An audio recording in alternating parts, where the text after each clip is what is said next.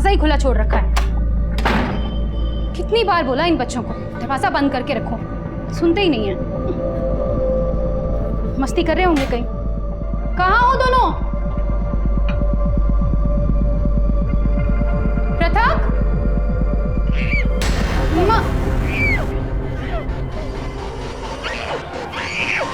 मेधा, मेधा,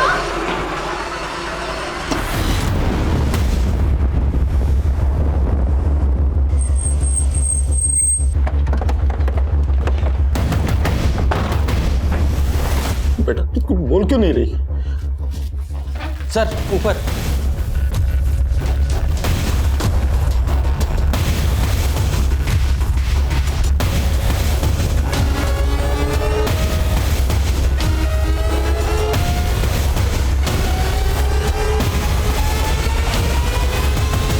sir जब ये हुआ तब मैं ऑफिस में था।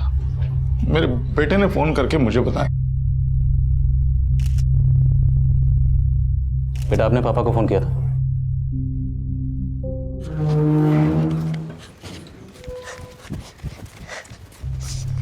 दीदी, दीदी मैं जीत गया। दीदी मैंने 49 मारे। दीदी। कौन आया था यहाँ पे? सर ये घर पे नहीं था और मेरा इतनी सदमे में है कि कुछ बता ही नहीं पा रही है सर। ये बच्ची के कपड़ों और जिस्म पे खून है। बेटा आपको कहीं चोट लगी है? ये चोट? नहीं सर, इसे कोई चोट नहीं लगी।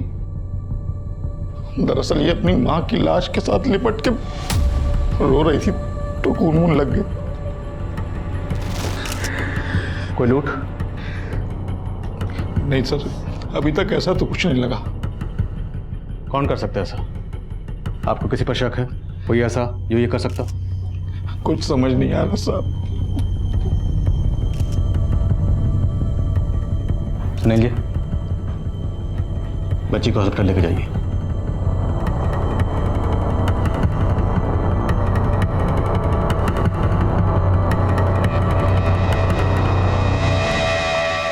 काफी ब्रूटल मर्डर है सर। मल्टीपल स्टैबिंग्स की गई हैं। घर में कोई मर्डर वेपन भी नहीं मिला। सर आसपास रहने वाले लोगों से पूछताछ की, किसी ने घर में किसी को आते जाते हुए नहीं देखा और ना ही किसी ने घर से चीखने चिल्लाने की कोई आवाज़ें सुनी। ना ब्रूटल मर्डर हुआ, किसी ने कुछ नहीं देखा, कुछ नहीं सुना। कहीं ऐसा तो नहीं कोई कुछ छुपा रहा है? सर घर के बाहर कोई सीसीटीवी भी नहीं है। घर में कोई लूट भी नहीं हुई तो शायद दुश्मनी का एंगल हो। मियाँ बीवी के बीच के रिश्तों के बारे में पता करो और जितने सबूत मिले सब इकट्ठा करो। मैं हॉस्पिटल में जाकर बच्ची से मिलता हूँ। इस केस में बच्ची का बयान बहुत ज़रूरी है, शायद उसे कुछ याद आ जाए।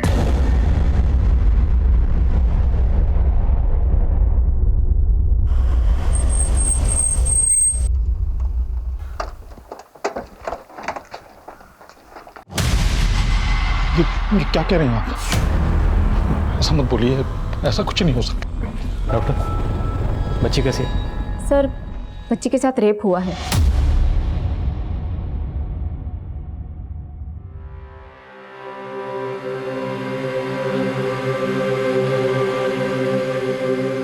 मैं समझ सकता हूँ इस वक्त आपके दिल पर क्या गुजर रही है, लेकिन मुजरिम तक जल्द से जल्द पहुँचने के लिए हमारा बच्ची से बात करना बहुत ज़रूरी था और बच्ची अभी बात करने की हालत में है नहीं।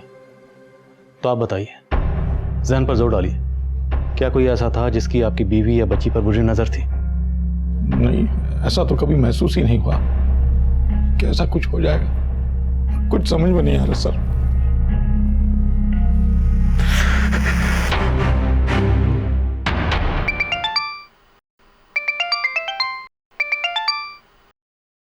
हाँ शर्मा।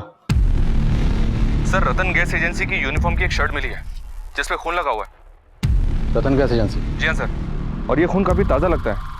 शर्मा, उस कपड़े पर जो खून लगा है उसे बच्ची की मां नेहा के खून से मैच करवाओ। और एक बात, बच्ची के साथ रेप हुआ तो हो सकता है कि शायद बच्ची की मां नेहा के साथ भी रेप हुआ। देखते हैं पोस्टमार्टम रिपोर्ट क्या कहती है। Okay sir.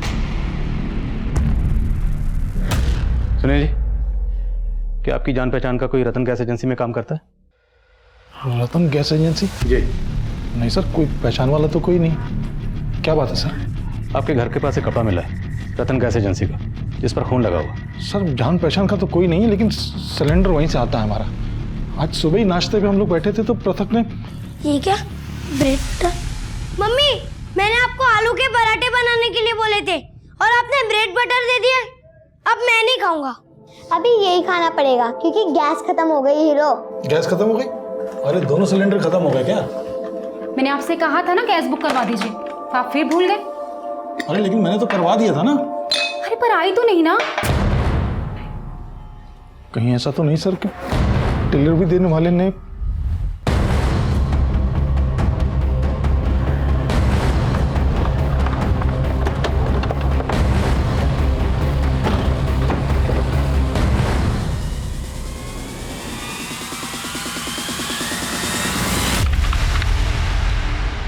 हाँ सर, सुनील शर्मा का बुकिंग है। डिलीवरी देने कौन गया था? सर उनकी डिलीवरी तो अभी पेंडिंग है, हम तो 2 दिन बाद देने वाले थे। ठीक है, तो आज केशव विहार एरिया में तुम्हारी एजेंसी का जो डिलीवरी बॉय गया था उन सब की डिटेल्स दो मुझे। ठीक है सर।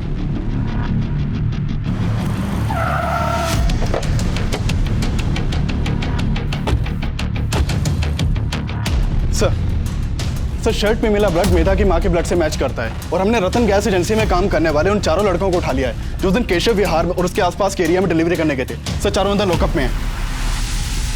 तुम चारों में से सुनील शर्मा के घर कौन कौन गया था?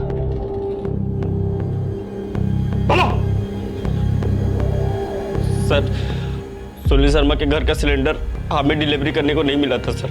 डिलीवरी देने नहीं गए थे, वहां गए थे कांड करने। कौन गया था? तुम गए थे? नहीं सर, मैंने कुछ नहीं किया सर। इतना तो हमें पता है, गया तो तुम चारों में से कोई एक था, लेकिन एक दूसरे को बचाने की कोशिश करोगे तो चारों के चारों फंसोगे। सोच लो। सिंह सब अपने दिमाग पर जोर डाल लें, लेकिन इनका दिमाग चल नहीं रहा, फिर अपना जोर दिखाओ इन्हें।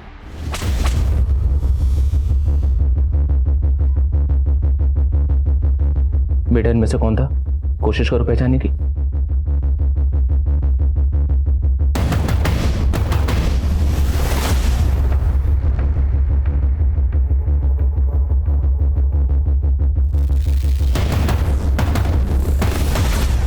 मेरा बेटा कौन था वो? बोलो बेटा। मेधा बहुत गहरे सदमे में थी। उन सिलेंडर डिलीवरी बॉयज में से उसने किसी को आइडेंटिफाई नहीं किया। उस वक्त हम अंदाजा लगा रहे थे कि मेधा के साथ साथ उसकी माँ का भी रेप हुआ होगा, पर पोस्टमार्टम रिपोर्ट ने हमारी थ्योरी बदल दी। सर पोस्टमार्टम रिपोर्ट के मुताबिक मेधा की माँ का रेप नहीं हुआ, उसका मर्डर हुआ दिन में 3 बजे के आसपास, और ये फुटेज ढाई बजे की है, जब ये बंदा मेधा के घर से थोड़ी दूर एक सीसीटीवी में कैप्चर हुआ। रिवाइंड करो।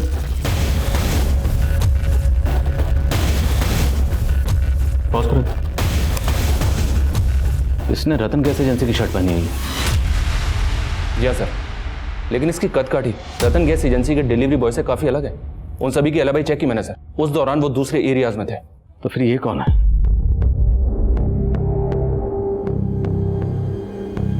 इसके जूते देखो, एकदम सफेद साफ, neat and clean. Delivery boy के जूते कितने साफ। जी हाँ सर, और जूते काफी महंगे और ब्रांडेड भी लग रहे हैं। ऐसा भी तो हो सकता है सर, ये बंदा रतन गैस एजेंसी का हो ही नहीं, इसने पर्पसली उनका यूनिफॉर्म पहना मेधा के घर में घुसने के लिए। अगर ऐसा है तो ये जो भी है, ये जानता था कि मेधा के घर में सिलेंडर आने वाला है और इसी बहाने से उनके घर में घुसा होगा।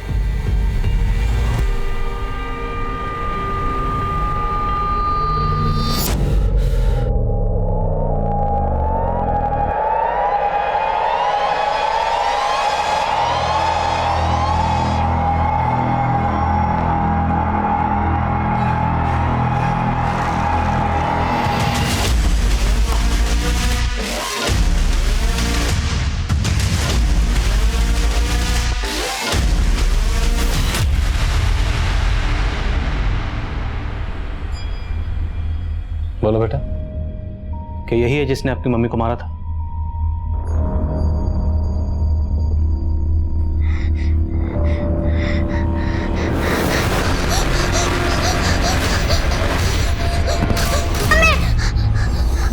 मम्मी प्लीज आप लोग बाहर चले जाइए। Sister injection. मम्मी रिलैक्स बेटा, कुछ नहीं हुआ है, कुछ नहीं हुआ है। रिलैक्स रिलैक्स, कुछ नहीं हुआ है।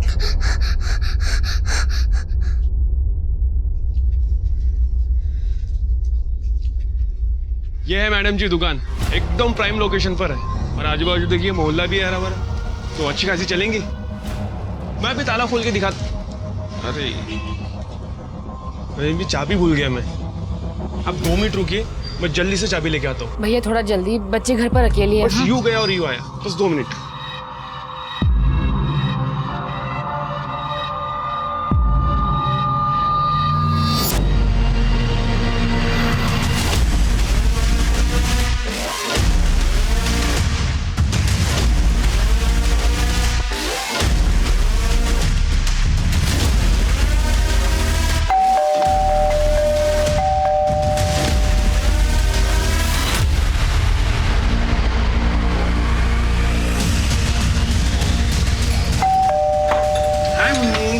Hi uncle.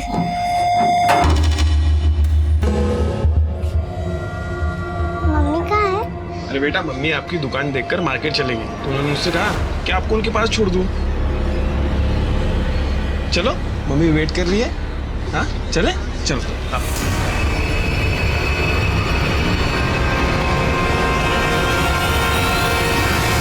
सर, इसे देखकर मेधा जिस तरह से घबराई, उससे ये तो साफ होता है कि मेधा का रेप और उसकी माँ का मर्डर इसी ने किया है। पर मेधा के पेरेंट्स के बैकग्राउंड में ऐसा कोई भी एंगल नहीं मिला जिसके पीछे क्राइम का मोटिव हो। शर्मा, घर में 2 लोग थे, 12 साल की बच्ची मेधा और 32 साल की उसकी माँ नेहा। लेकिन बच्ची का रेप होता है और उसकी माँ का मर्डर। कहीं ये कोई चाइल्ड मोलेस्टर तो नहीं?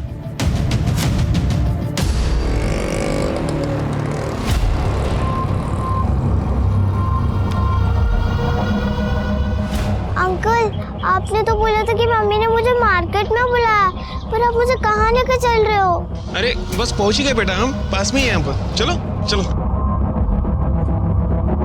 इस फोटो को सभी थाने में भेजो और पिछले दिनों जितने भी चाइल्ड मोलेस्टेशन और रेप के केसेस फाइल हुए हैं, सभी के बारे में पता करो।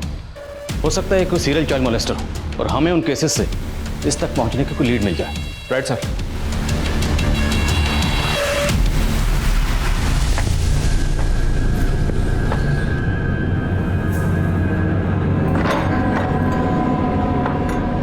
मुन्नी,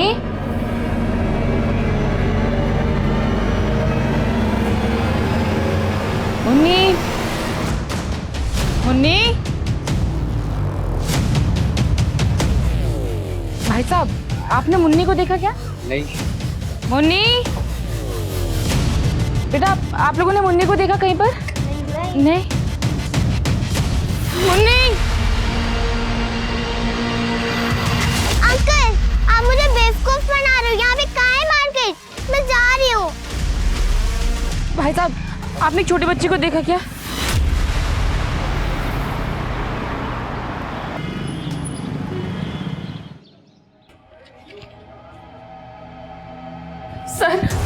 सर हमारी बच्ची मुन्नी।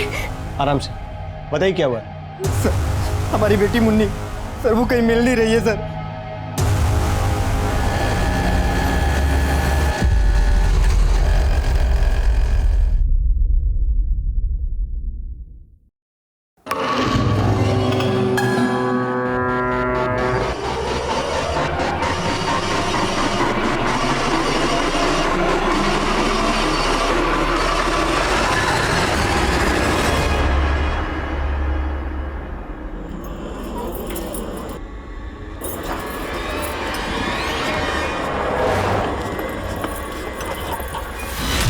सर, मैंने उस वाइट शूज वाले आदमी का सीसीटीवी इमेज दूसरे थानों में भेजा।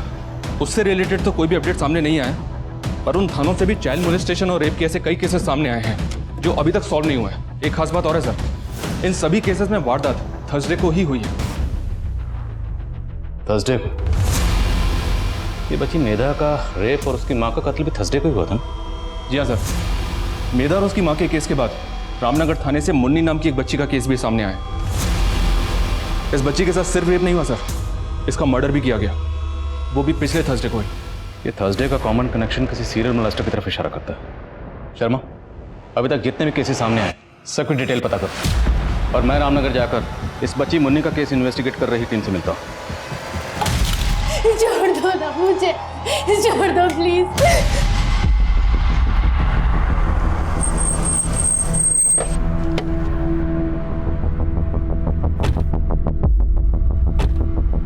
सर, मुन्नी के पापा अपने लिए किराए पर एक दुकान देख रहे थे। उसी शाम वो आदमी घर पर आया था।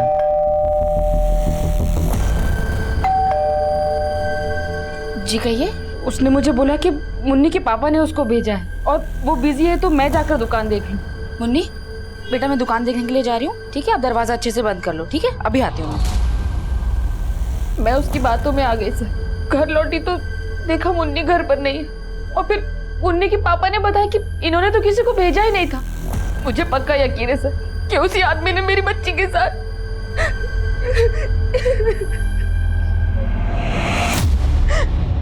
सर उस आदमी ने जो दुकान मुन्नी की माँ को दिखाया था उसका ओनर रेंट पे दुकान देने वाला ही नहीं था।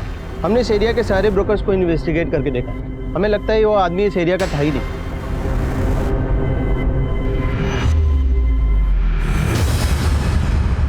हाँ पापा मैं ठीक हूँ। ऑफिस में है? नहीं पापा आज छुट्टी की है। तबीयत तो ठीक है ना बेटा तेरी? हाँ पापा मैं ठीक हूँ, मैं आपको बाद में फोन करती हूँ। ओके।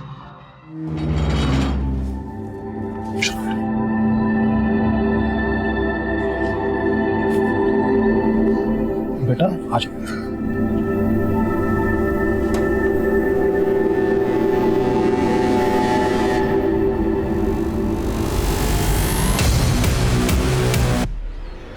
मम्मा आ जाओ। मम्मा नहीं बेटा नहीं, बेटा कुछ नहीं हुआ, सब ठीक है। पापा है ना तुम्हारे साथ ना, कोई नहीं, कुछ नहीं हुआ। आ जाओ।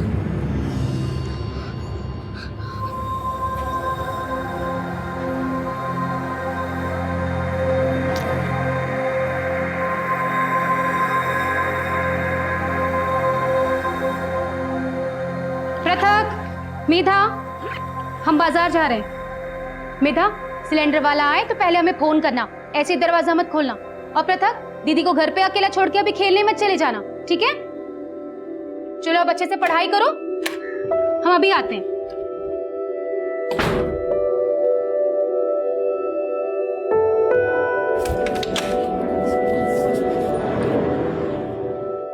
दीदी दीदी मैंने आपको बताया था ना कि मेरा मैच है।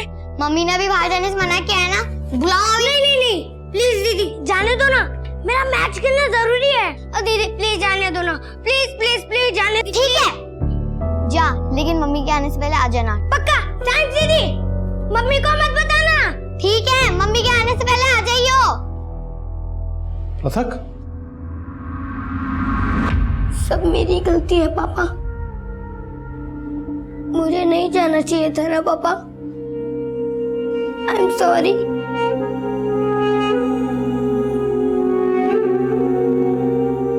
मेधा के घर में सिलेंडर आने वाला था तो कातिल सिलेंडर डिलीवरी बॉय की यूनिफॉर्म पहन के उनके घर में घुसता है। मुन्नी के माँ बाप दुकान ढूंढ रहे थे तो कातिल ब्रोकर बनकर उनसे मिलता है। मतलब साफ है, कातिल जो भी है वो पहले फैमिली के बारे में जानकारी इकट्ठा करता है, उनके बारे में पता करता है, फिर उन्हें अपना टारगेट बनाता है। मोडस ऑपरेंडी सेम है तो शायद कातिल भी सेम ही हो। सर मुन्नी की माँ ने उस आदमी का ये स्केच बनवाया था पर उसने ध्यान नहीं दिया कि इसने इसकी तरह व्हाइट शूज पहने थे यानी। और सर दूसरे थानों से भी अलग अलग सीसीटीवी इमेजेस और स्केचेस सामने आए, सारे सस्पेक्ट अलग अलग दिखते हैं। आदमी एक नहीं लगता सर। तो तुम्हें लगता है कि गैंग है जो थर्सडे को बच्चियों को अपना शिकार बनाता है? मुद्दा बेहद गंभीर था और इन सभी केसेस की सिमिलरिटीज को देखते हुए डीसीपी साहब ने इन सभी केसेस को इन्वेस्टिगेट कर रहे ऑफिसर्स की एक टीम बनाई जो मेरी अगुवाई में कंबाइंड मिशन पर थी। और अब तक जितने केसेस सामने आ चुके थे हमने सबको बारीकी से स्टडी करना शुरू किया। मेधा और मुन्नी की तरह कई बच्चों की मुस्कान छीन ली गई थी और हम विक्टिम्स की फैमिली से मिलकर हर तरह की जानकारी जुटा रहे थे, लेकिन कई फैमिलीज उस हादसे के बारे में फिर से कोई बात नहीं करना चाह रही थी। कई फैमिलीज हम पर ही अपना गुस्सा निकाल रही थी। उनका कहना था कि हमने अपना काम ठीक से नहीं किया, जो कि वाजिब भी था। रेप, मर्डर और मोलेस्टेशन के 20 से ज्यादा केसेस अनसॉल्व थे। अब हम पर एक बड़ी जिम्मेदारी थी, वो थी पब्लिक का भरोसा जीतना। आगे ऐसे अपराध ना हो इसके लिए हम स्ट्रेटजीज बना रहे हैं। सिचुएशन पर कंट्रोल करने के लिए हमें हर गली, मोहल्ले और स्कूल में जाकर टीचर, पेरेंट्स और गार्जियन से मिलना होगा। क्रिमिनल अलग अलग भेस में ट्रैवल कर रहा है तो ऑटो रिक्शा वाले उसकी लीड देने में अहम रोल निभा सकते हैं। हमें किसी भी सूरत में क्रिमिनल तक पहुंचना है, उसके लिए चाहे हमें कुछ भी करना पड़े। Is that clear? Yes sir.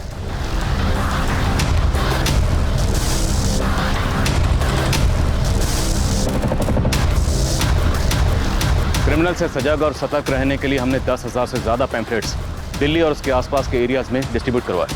हमारी टीम्स पर्सनली लोगों को मिलकर आगाह कर रही थी कि अगर वो कहीं भी कोई भी संदिग्ध गतिविधि देखें तो तुरंत हमें इतला करें। लेकिन इन सारी कोशिशों के बावजूद क्रिमिनल तक पहुंचने का हमें एक भी स्ट्रॉन्ग क्लू नहीं मिला और बच्चियां अब भी उस हैवान के साए से महफूज नहीं थी। मुझे बाथरूम जाना है। शर्मा, तुम्हें लगता है ये कोई गैंग है, लेकिन सारे क्राइम थोड़े थोड़े गैप के बाद हो रहे हैं। तो हो सकता है क्रिमिनल एक ही है जो एक जुर्म करने के बाद अपना हुलिया बदल लेता हो। लेकिन सर फिलहाल तो कुछ समझ में नहीं आ रहा है, ये एक है या एक से ज्यादा।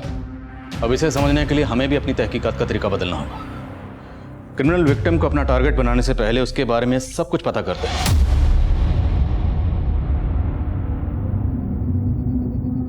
उसके घर वालों के बारे में पता करता है।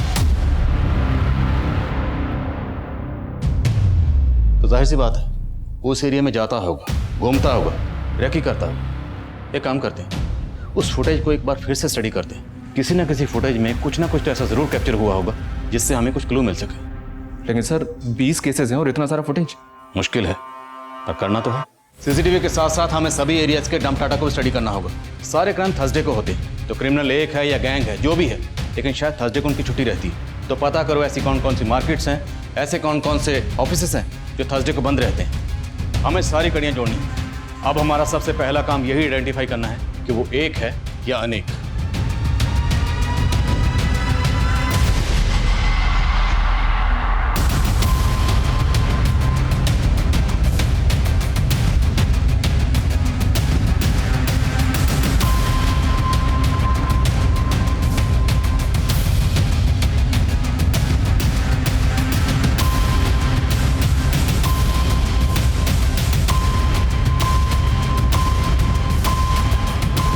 सर सभी 20 एरियाज के अलग अलग सीसीटीवी से 700 घंटे की फुटेज कलेक्ट की है। सभी एरियाज के डंप डेटा में तकरीबन 2 करोड़ नंबर है। दौड़भाग काफी करनी पड़ेगी सर।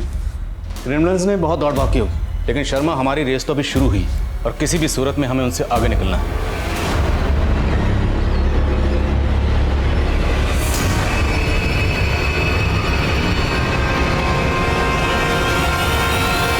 अलीशा पुत्र, यहाँ क्या कर रही है? तेरे पापा का फोन आया, चल जल्दी कर जल्दी। हेलो पापा, मैंने गिफ्ट भेजा था, मिला आपको? हाँ बेटा मिला मुझे, और इसीलिए थैंक यू कहने के लिए मैंने तुम्हें फोन किया है। मुझे थैंक्स नहीं चाहिए, आप आ रहे हो ना मेरे बर्थडे पे? हाँ बेटा मैं आ रहा हूँ। दादी पापा मेरे बर्थडे पे आ रहे हैं। ये क्या बात है अलीशा, अलीशा के पापा बर्थडे पे आ रहे हैं? हाँ। थोड़ा बात कराओ। सत श्री अकाल वीर जी। सत श्री अकाल। अरे इस बार आ रहे हैं कि तुझे तो पता है कितना बिजी हूँ मैं यहाँ पर, और तुम और बेबी हो ना वहाँ अलीशा का ख्याल रखने के लिए। हाँ हाँ वीर जी, हम सब संभाल लेंगे। लो बात करोगी? हाँ। Hello papa, bye, I love you. I love you बेटा। चल पुत्र, अपना ख्याल रखना, ठीक है? हाँ बेबी, आप भी अपना ख्याल रखना, ठीक है?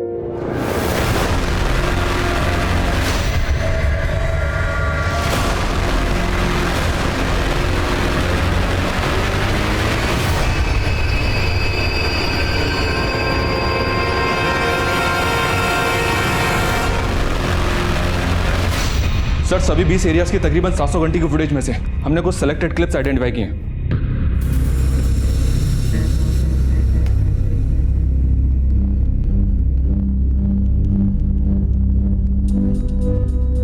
माना इन सारे क्लिप्स में क्रिमिनल का हुलिया अलग अलग है, लेकिन एक चीज कॉमन है, इसकी चाल। ये जब भी चलता है तो इसका एक कंधा झुका हुआ होता है। सर इसका मतलब ये गैंग नहीं है, आदमी एक ही है। ये एक है तो इसे टारगेट करना मुश्किल नहीं होगा। जहाँ पे क्राइम हुए वहाँ के डंप डाटा में कोई common number? Sir 2 crore number है, और उनमें से कॉमन नंबर्स की छटनी करना इतना आसान नहीं है। पर दिल्ली के उन मार्केट्स का और ऑफिसेस का पता चला है जो थर्सडे को बंद रहते हैं। वहाँ खबरियों को काम पर लगा दिया।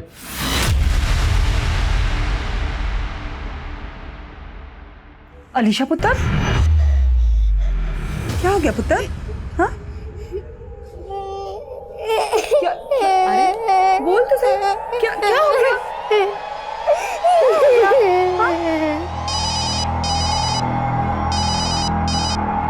हाँ बेबे। साहिल पुत्र, वो अलीशा। क्या हुआ बेबे? पुत्र मैं बाजार गई थी और बाजार से जब वापस आई तो बस अलीशा रोई जा रही है, कुछ बोल ही नहीं रही, कुछ बता ही नहीं रही है। अलीशा, अलीशा, अलीशा पुत्र, हेलो बेबे। अलीशा पुत्र, पुत्र आंखें खोल, पुत्र।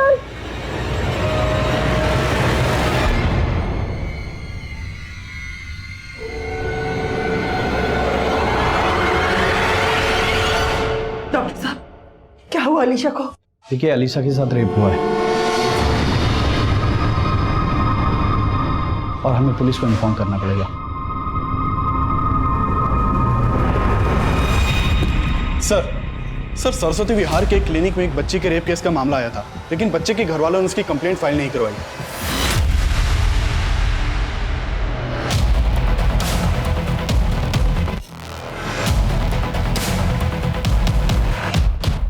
सर, उस बच्ची का नाम अलीशा था, उसी के साथ रेप हुआ था। सर, उनके फैमिली वाले को जब मैंने बताया कि उस बच्ची के साथ रेप हुआ है और हमें पुलिस को इन्फॉर्म करना पड़ेगा, तो वो लोग उसको साथ में लेके चले गए। नहीं डॉक्टर साहब, हमें पुलिस कंप्लेंट नहीं करती। मेरी बात समझ मैं आपके सामने हाथ जोड़ती हूँ। अगर ये बात घर से बाहर गई तो हम कहीं मुंह दिखाने के लायक नहीं बचेंगे। कहाँ रहती है फैमिली? सर, मैं उनकी डिटेल्स तो नहीं ले पाया, लेकिन सर मैंने जब ये न्यूज़पेपर में मोलेस्टेशन का केस देखा तो मुझे लगा कि उस दिन ही आप लोगों को इन्फॉर्म कर देना चाहिए था। कब की बात है? सर, 2 दिन पहले। 2 दिन पहले भी थर्सडे था, तो शायद ये वही क्रिमिनल है। ये क्राइम पे क्राइम किया जा रहा है और हम अब तक उस तक पहुंचने में नाकाम हैं। शर्मा, इस क्लिनिक के सीसीटीवी का फुटेज निकलो। वो फैमिली इसमें जरूर कैप्चर हुई होगी। पता लगाओ कि वो फैमिली कहाँ रहती है और उनकी बच्ची का रेप कहाँ हुआ था। हमारे इस फैमिली से मिलना बहुत ज़रूरी है, क्योंकि हो सकता है इस फैमिली के जरिए हमें उस क्रिमिनल तक पहुंचने को लीड मिले। Right sir. वीर जी, मैंने बेबे को कहा था कि पुलिस को इन्फॉर्म करने में कोई बुराई नहीं है, लेकिन बेबे ने तो मेरी सुनी ही नहीं। अरे तुम लोगों का दिमाग खराब हो गया क्या? फोन दो। गौतम पुत्र, तू अलीशा की बिल्कुल फिक्र मत कर। अरे कैसे फिक्र ना करूँ माँ, ये छोटी मोटी बात नहीं है। हमने पुलिस में इसलिए इन्फॉर्म नहीं किया क्योंकि लोगों को अगर पता चल जाएगा तो हमारी अलीशा का जीना हराम हो जाएगा। मुंह पे तो हमदर्दी करेंगे और पीठ पीछे हमारे बच्चे के ऊपर क्या बीतेगी ये कोई नहीं समझेगा, कोई नहीं समझेगा पुत्र। सर, यही वो बच्ची है जिसकी कंप्लेंट दर्ज नहीं करवाई गई। क्लिनिक के आसपास के एरिया में पता किया, लेकिन पता नहीं चला कि इस बच्ची की फैमिली रहती कहाँ है। टर्म टाटा का क्या स्टेटस है? सर, बहुत ज़्यादा है, टाइम लग रहा है। शर्मा, टाइम नहीं है हमारे पास। अगले हफ्ते फिर थर्सडे आएगा, फिर किसी बच्ची के साथ वारदात होगी। हमें इस वारदात को रोकना है। हम पूरी कोशिश कर रहे हैं सर। शर्मा, हमारी कोशिश कोई नहीं देखेगा, लोगों को रिजल्ट चाहिए। अब मैं कोई चांस नहीं ले सकता। अब मुझे ये क्रिमिनल किसी भी सूरत में अपने लॉकअप में चाहिए।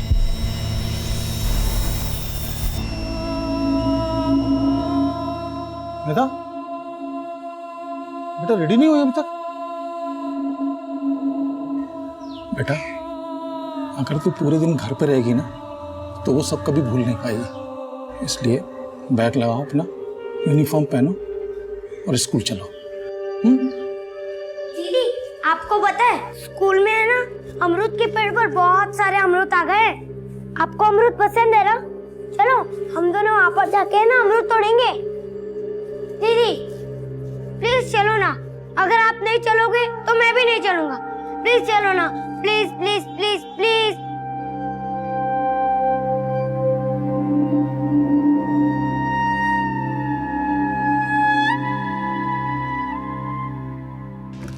सर, उस फैमिली का पता चल गया है जिन्होंने पुलिस कंप्लेंट फाइल नहीं की थी।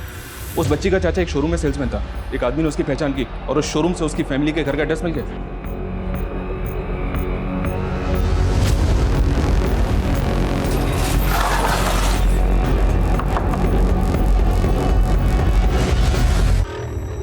अलीशा यहीं रहती? साहब, हमने कहा ना, हमें कोई केस वेस नहीं करना है। देखिए, आपकी बच्ची के साथ जो भी हुआ, हमें पता है वो कितना सीरियस मैटर है, लेकिन जिसने भी ये किया है उसे उसके किए की सज़ा तो मिलनी ही चाहिए। और हम आपका कंसर्न समझते हैं, इसलिए हम वादा करते हैं हम इस मैटर को पब्लिक नहीं करेंगे। प्लीज़ हमारी मदद कीजिए। लेकिन आप लोग अलीशा से तरह तरह के सवाल करेंगे और वो बच्ची फिर से वो सब याद करके परेशान हो जाएगी। देखिए साहब, हम आप लोगों के सामने हाथ जोड़ते हैं, चले जाइए आप लोग यहाँ से, चले जाइए।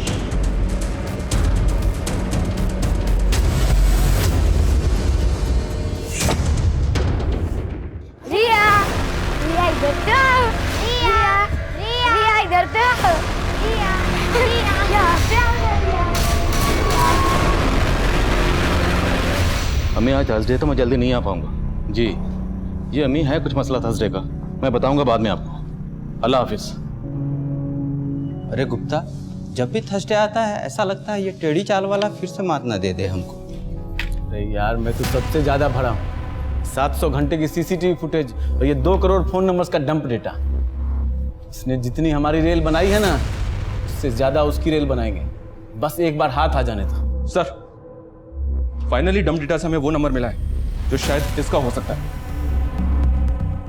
जो नंबर सामने आया वो उन 4 एरियाज में कॉमन था जो उन बच्चियों के साथ रेप हुआ। वो नंबर फेक आईडी से लिया गया था और उस वक्त बंद था। तफ्तीश के बाद पता चला कि वो नंबर ज्यादातर संत नगर एरिया में एक्टिव रहता था, तो हमने सोचा क्रिमिनल संत नगर एरिया का हो। हमारी एक टीम संत नगर एरिया में तैनात हो गई। 50 से ज्यादा पुलिस वाले अलग अलग भेस में संत नगर की गलियों में आम लोगों के बीच फैले हुए। हमने एक मैसेज ग्रुप भी बना रखा, लेकिन लगातार 10 दिन उस एरिया को स्कैन करने के बाद भी हमारे हाथ कुछ नहीं लगा।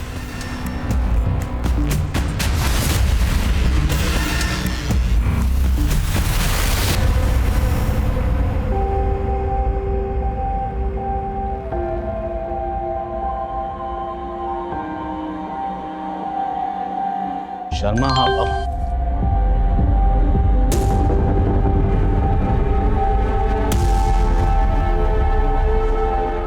कांस्टेबल से कहो इसे एकदम से टारगेट ना करें, इस पर नजर रखें और कंफर्म करें कि ये वही है। हम थर्सडे तक इंतजार करेंगे, इसे रंगे हाथ पकड़ेंगे जब ये अगली वारदात करने की कोशिश करेगा।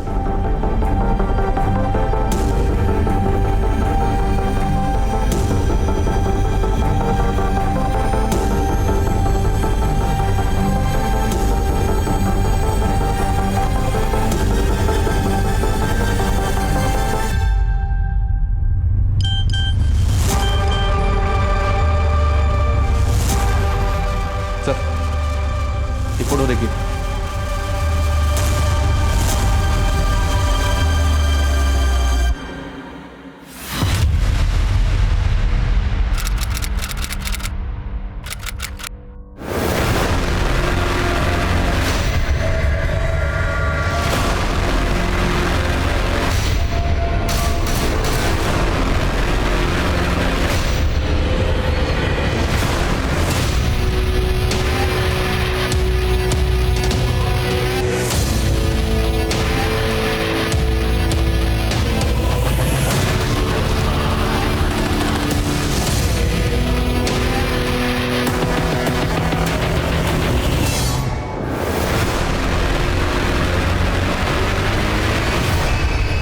रिया? हाँ जी, आप कौन?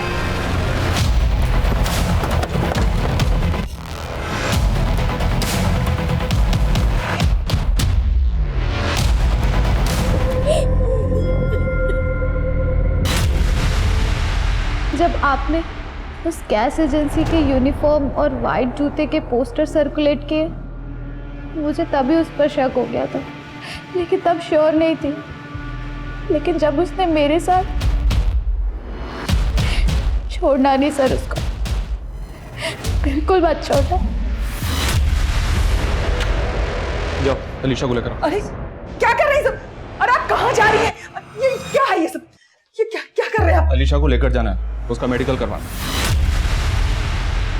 सर मैं तो खुद ही पछता रही हूँ कि मैंने साहिल को अपना दोस्त समझा।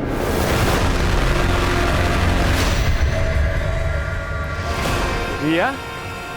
हाँ जी, आप कौन? अरे रिया, मुझे नहीं पहचाना?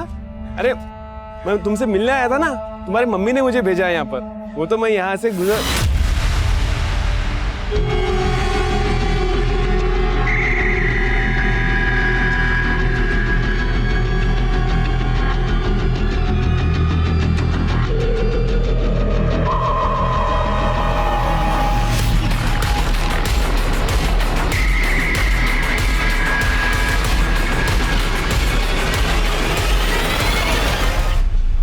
जिस शोरूम में तू काम करता था वो थर्सडे को बंद रहता है, और ये सारे कांड थर्सडे को ही हुए। छोटी छोटी बच्चियों के साथ खुद की भतीजी को भी नहीं छोड़ा तूने। आज मैं पापा को बोलूंगी मेरे बर्थडे के दिन तेरे दोस्त लेके आए, तो मेरे पास 2 हो जाएंगे, ठीक है? तेरी फ्रॉक भी चेंज करनी है आज मुझे। बेबी कहाँ गई बेटा? वो तो मार्केट गई है। ठीक है ना? आज तुझे मैं न्यू फ्रॉक पहनाऊंगी।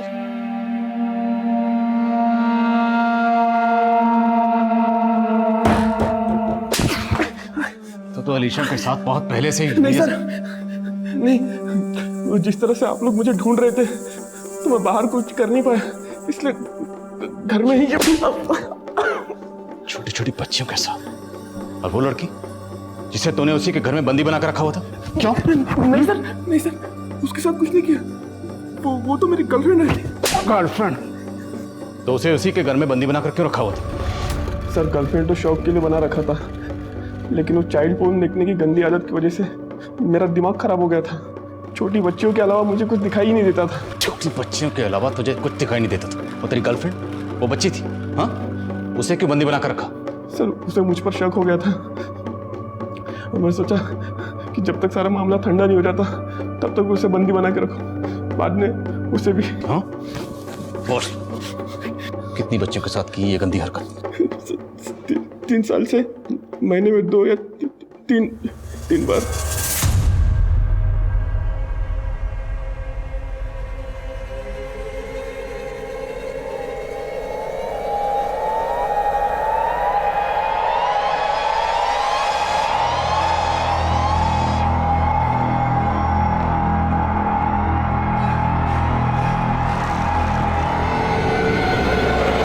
इसकी इतनी धुलाई करो कि इसकी चीखें मेरे कैबिन तक सुनाई देनी चाहिए।